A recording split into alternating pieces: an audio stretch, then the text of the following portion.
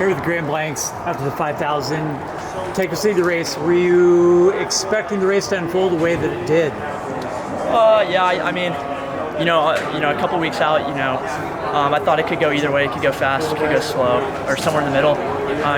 Historically, there's been a lot of fast races here.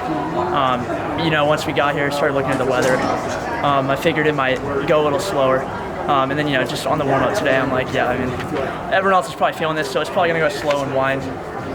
So it did play out, not a super surprising play out, maybe a little slower than I thought it'd go. But. Is that just based on the weather that you went pretty hard with 1K to go? Was that kind of the plan, if that's how things went? Yeah, I mean, usually that's like my big move. I like to go early, like a K or 800.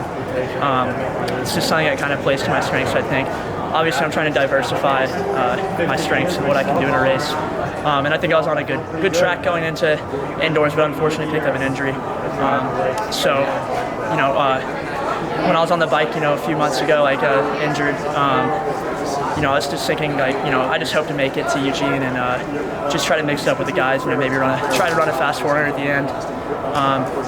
A week or two ago, I was just kind of like, fuck that.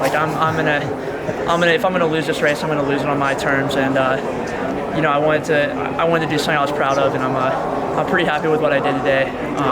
And I'm super happy with my return to health. I'm feeling pretty fit, and I think I'm gonna be able to put on a good show in Eugene in like a couple weeks with a few more weeks of training. So this played to your advantage the way it went out. I mean, do you feel like that kind of benefited you ultimately as you did make that final move? I'd prefer it to be faster, I guess, just because I have a pretty fast PB from indoors, but it's hard to tell where I'm at with training and stuff. Obviously when you make that move, you're really making yourself vulnerable. And those type of moves, are really difficult to make at this super high level. But I was like, why not risk it? I'm not gonna live. I'm not going to be able to live with myself out of this race if I didn't give myself the best chance I could. So, I'm still happy with how it went. I took the risk, and I'm going to eat what the output was. Do you put yourself at 100% right now, or do you think you're still working up toward the trials and kind of getting to that level? That's also like a little more of a vague, I have a vague answer to that. I'm 100%, but if I had a full, if I didn't miss 3 months, or two or three, I don't know, how much off I was specifically, but just missing that chunk of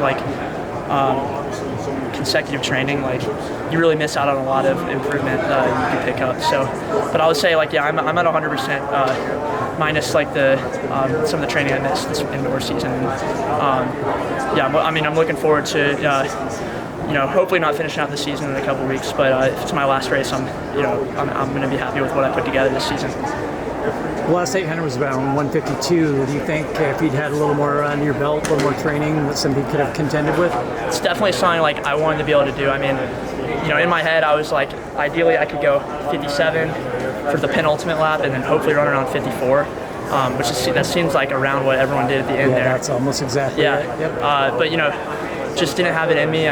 It's also a whole nother game, running a 54 after a 57 when you don't have anyone in front of you.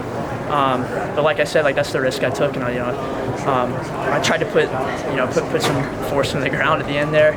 But I started hurting pretty soon after Nico passed. And, that's always obviously not good for the psyche when you have a bunch of guys fly past you and you're already at 110%. Do you have another year left? Did you graduate already, or? No, I still have one more year. One more year? I'm a junior at Harvard. Okay. Well, I just finished my junior year at Harvard. Okay. Got my senior year, and then that's probably it. I have 2 indoor seasons of eligibility extra, but I don't think I'm going to use that. Unless UGA, call me up if you want me to have a little homecoming. We can try to win a national championship. What does the next 2 weeks look like for you? I'm going to go home a couple days, back to Athens. I haven't been home in a long time, so I'm really looking forward to just hang out with my friends. Get some good training in. I'll get to hang out with my, Coach Gibby's not going to be around. He's with Maya and Sophia. They're kind of doing their own thing up around Eugene in this area. So I'm just going to go home, do my workouts on my own, and I've got my high school coach to help out. Hopefully he doesn't modify the training too much, or Gibby might get upset. This is a long season. Does that impact cross going into it the following fall? Do you think a little bit, or? Yeah, I definitely will. I mean, this is my season. This is going to be an extra like 3 weeks than I typically would go. So it's going to look a little different. What that entails, I don't know. I don't think it's going to mean a quicker build. It probably means, I'm just either going to be, not at peak mileage yet, like where I normally would be, or maybe just miss a race early in the fall. I haven't really done this before, but cross country, obviously, like that is my priority. Like I'm coming back with my team, and we're still trying to do big things, win trophies and stuff like that. So I'm super pumped for that. But finish the season out strong here in a couple weeks. Congratulations on your race.